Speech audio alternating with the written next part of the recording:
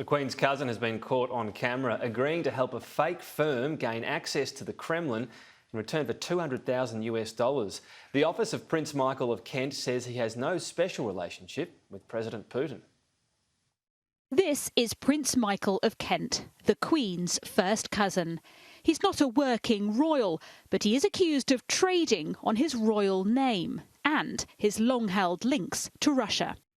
I've travelled extensively around Russia for many different reasons, but mainly on business in connection with the chamber. The prince met virtually two representatives from a South Korean gold company. Unbeknown to him, they were undercover reporters and the firm Fictitious. They wanted access to the Kremlin and offered him big money to help. How about the fee, $200,000 that we have offered? Is it in line with what you normally charge for a speech like this? Yes, indeed so, and I have no questions for you on that. I'm very happy with your suggestion. Critics of the Kremlin are shocked.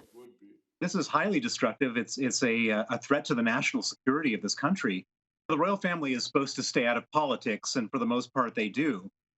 But here you've got a situation where they don't stay out of business, and this business is with a dictatorship. Prince Michael's website pictures what it calls his emotional attachment to Russia, his mastery of the language and knowledgeable interest. But did this interest cross the line? Some say it's exposed the need for tighter lobbying laws.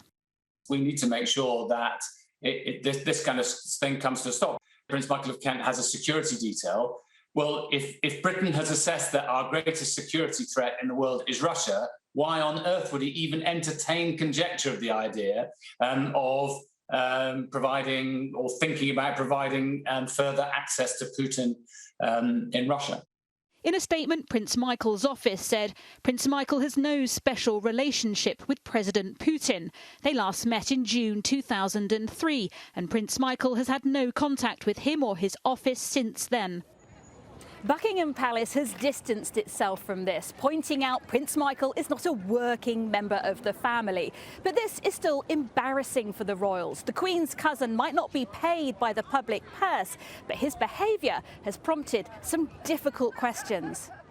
They're questions about responsibility and reputation and the role of royalty in the wider world. This is highly destructive. It's a threat to the national security of this country. The royal family is supposed to stay out of politics, and for the most part they do. But here you've got a situation where they don't stay out of business, and this business is with a dictatorship.